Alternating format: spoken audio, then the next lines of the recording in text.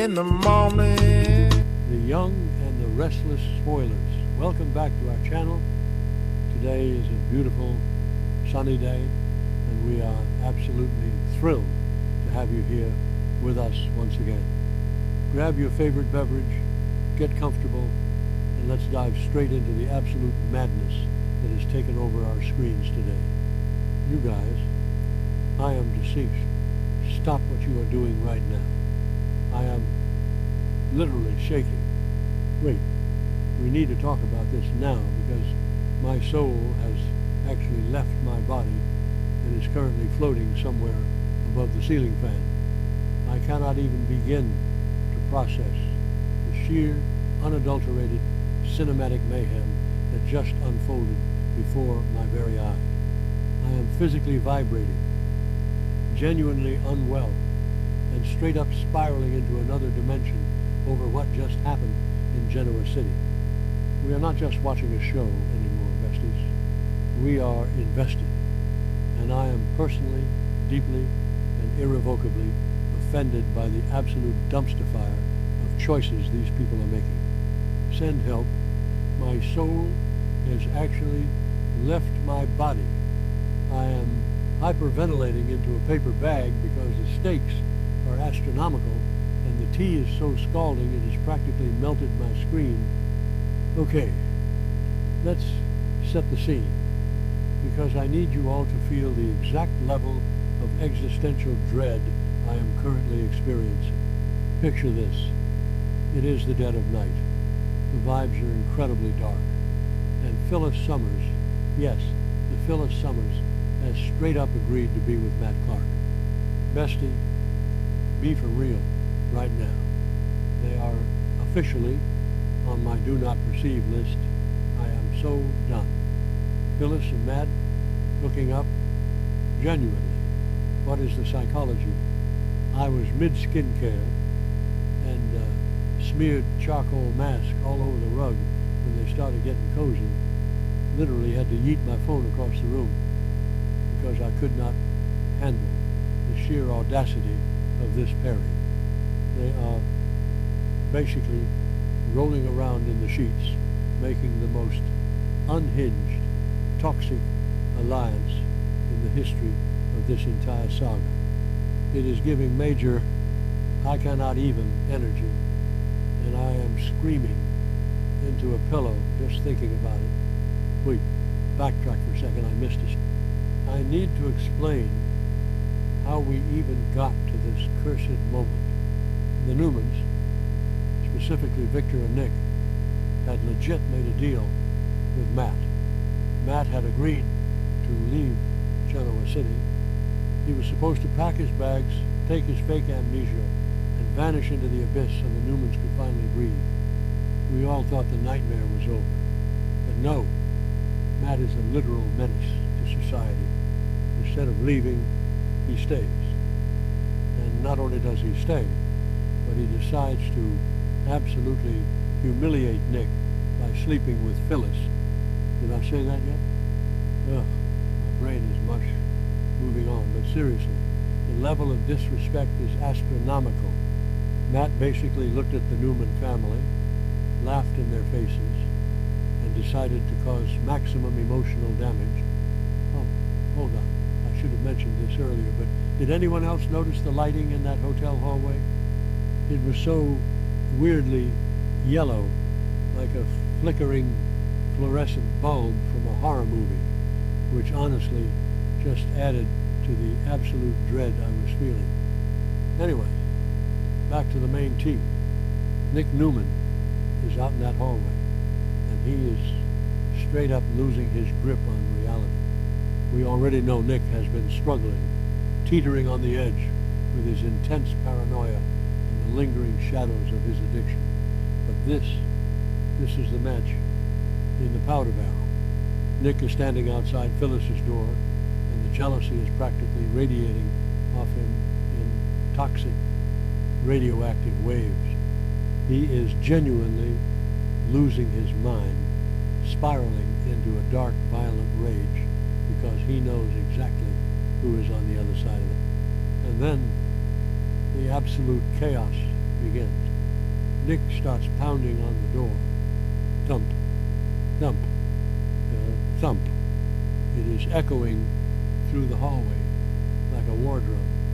He is banging on the door so violently I thought the hinges were going to snap in half. He is screaming, demanding to be let in, completely ruining whatever cursed, unholy moment Phyllis and Matt were having inside. The sound design in this scene was legit terrifying. Every time Nick hit the wood, I flinched. He is acting completely unhinged, like a feral animal trapped in a cage, and you can just feel the tension building to a point where something is going to shatter. Inside the room, Phyllis is furious, and I mean furious. She throws on a robe. Her hair is a messy, chaotic halo of red, and she marches to the door. Vesti, she rips that door open with so much attitude I am surprised the doorknob didn't. She is glaring at Nick like he is the most annoying pest on the planet.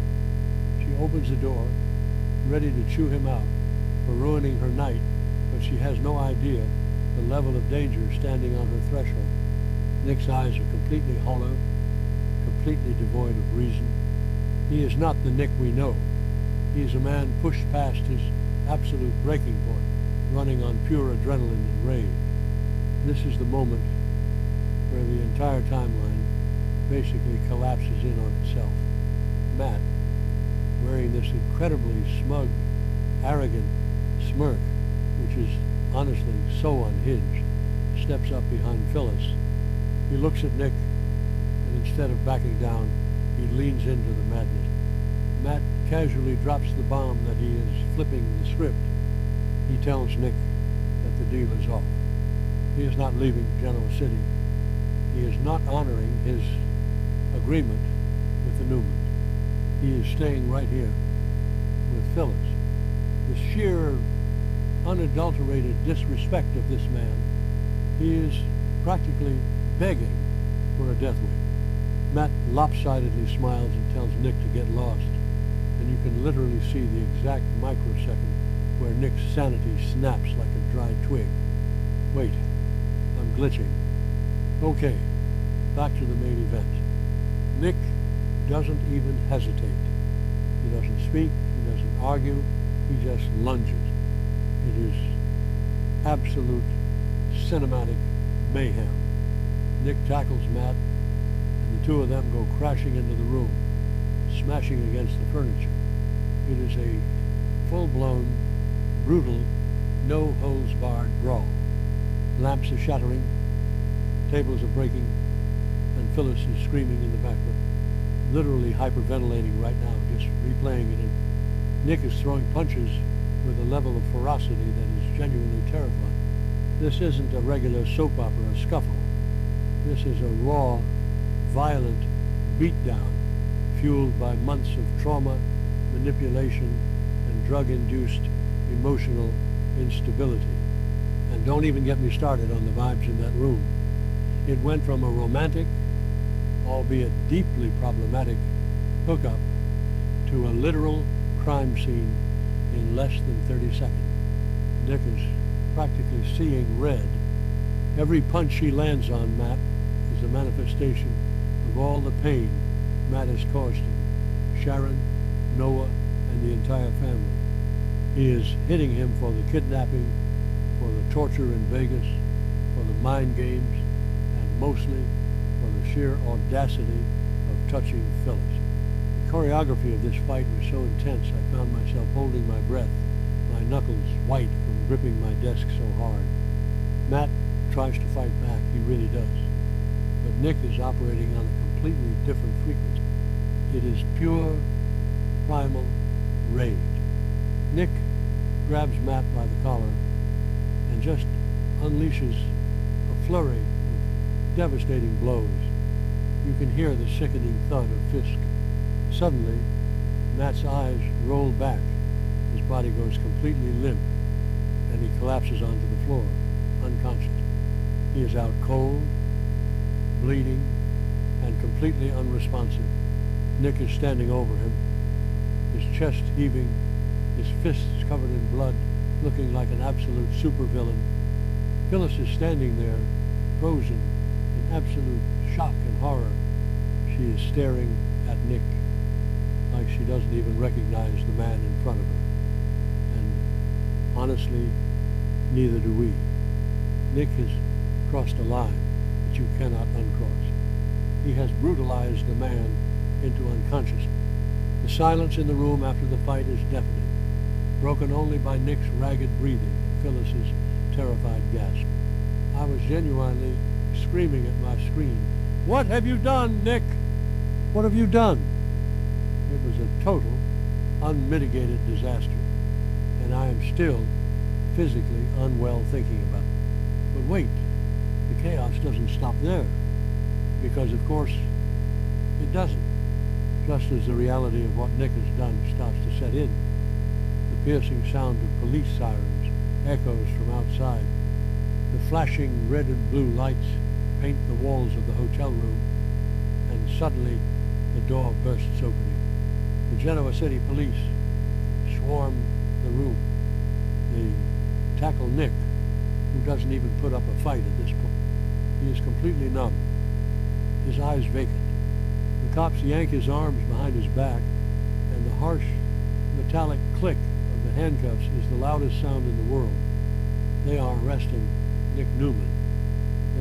They are literally dragging the golden boy of the Newman Empire out of the room in handcuffs, treating him like a common criminal. I am calling it right now, the villain arc is about to go nuclear, manifesting a total dumpster fire by the next update, because Victor Newman is going to absolutely lose his mind when he finds out his son has been thrown into jail.